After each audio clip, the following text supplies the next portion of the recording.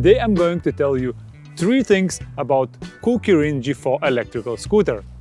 First, I will provide a general overview of the key features, design, and specifications of the scooter. Next, we will delve into how the scooter stands up against the specifications provided by seller. Lastly, I will share why this scooter might not be the best choice for my personal preferences, but why it might be pretty perfect one for the others that have different personal preferences.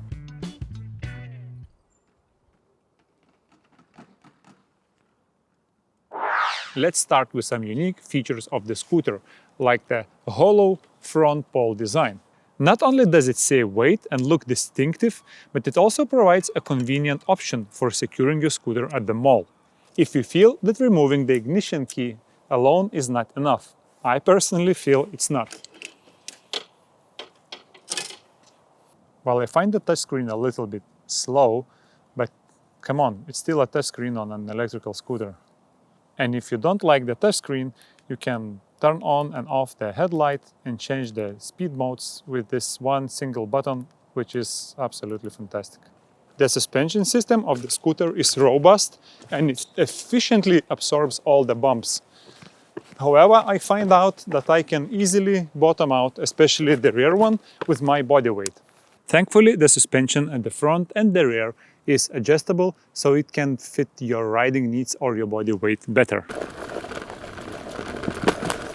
Ooh.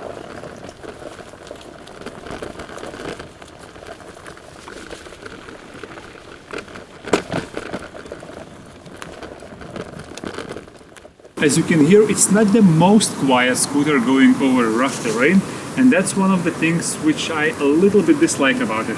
There is some rattling noise coming from the cables on the steering bar here, and there is something rattling in the back.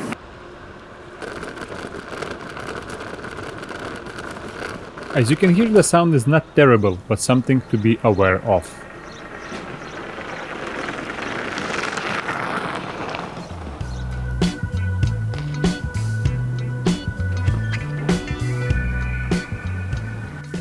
It doesn't lift the front wheel by itself unless you add effort, so it's a modest acceleration compared to two-wheel drive scooters.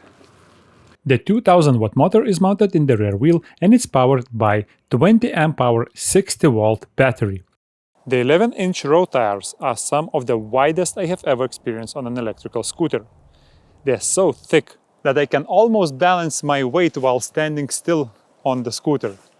But just look at the width of those tires. Come on.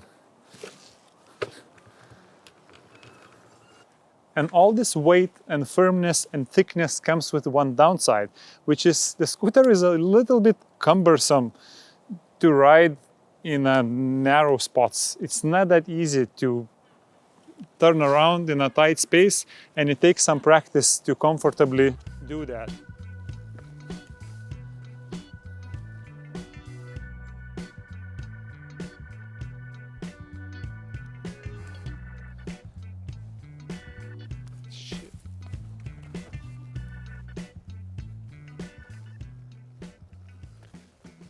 Not to mention that the scooter is super heavy, one of the heavier scooters I have ever tried, being 37 kilograms. However, the upside, you guessed it, this scooter is incredibly stable at full speed.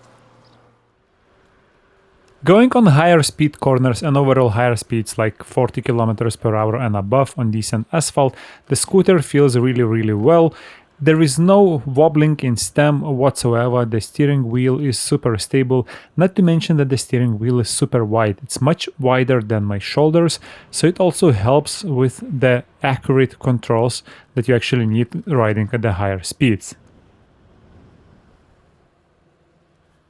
I am 1 meter 91 centimeter tall, which is 6'2", I think, and the scooter is definitely not too small for me. So if you are, I don't know, 1 meter 60 and weigh 50 kilograms, this actually might be a little bit too big for you. And one thing that doesn't match with this massive weight and size and the width of the handlebars is the horn sound. It's pretty lame if you ask me. Now let's jump into the manufacturer's claims. They say that the scooter can be ridden to 70 kilometers per hour, it can reach 75 kilometers of range, and it can climb the hills of 20 degrees angle. Let's put it to the real-life tests and see if the scooter can actually perform that. When I lift the rear wheel off the ground, the dashboard reads up to 75. 59, 61 again, 63. That's the fastest I saw. Well, that's more speed than I need on an electrical scooter, that's for sure. So in a real-life test, the dashboard showed only 63 kilometers per hour maximum, while GPS device showed 58. Probably some much lighter rider in, I don't know, ideal conditions in vacuum maybe could reach 70, but I would say that the first stat is not real. As for the 75 kilometer range, the manual says that that's a range of a 65 kilogram rider riding on eco mode. At 35 kilometers mark, I was left with one battery bar, and at 40 it's now barely accelerating, which is 24 miles. So while I believe that 65 kilogram rider on eco mode could reach 75 kilometers, but who would do that? Who would buy a powerful fast scooter and ride eco mode? For testing the climbing, I was looking for steepest roads in the area, and I found this one street going up there like that, and it has been measured with the level, and that's 22 point something degrees. So perfect place for testing. And ta-da! This is it. I'll go down just a little bit, turn around, start from the standstill and see if the scooter is climbing. It does.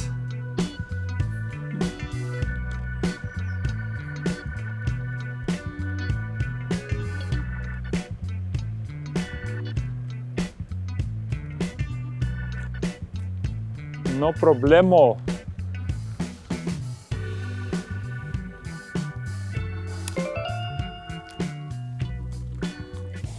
So why did I say that it's probably not a perfect scooter for me? Well, there are a few reasons. First of all, it's a very heavy scooter, and I like taking my scooters off-road, do some jumps, ride in the looser terrains like sand or gravel.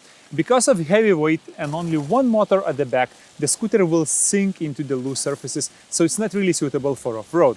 And also heavy weight makes it difficult to handle in tighter trails, so it's not really perfect for that.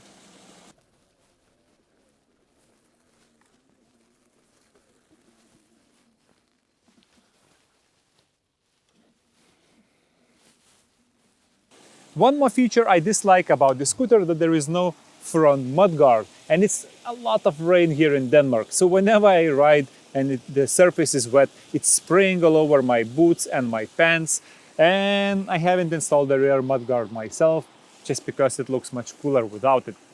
So all these are my reasons why it's not a perfect scooter for me. I still enjoy riding it, just in different environment. It's super cool scooter to ride at 50 kilometers per hour on the streets, on the roads, out of the town, coming into the town. It has very powerful suspension, has a lot of deck space to stand. It has super wide handlebars that makes the control super easy. The stem is not wobbling at higher speeds, so it's a really more high-speed commuting machine. Probably meant for someone that is a bit bigger and stronger.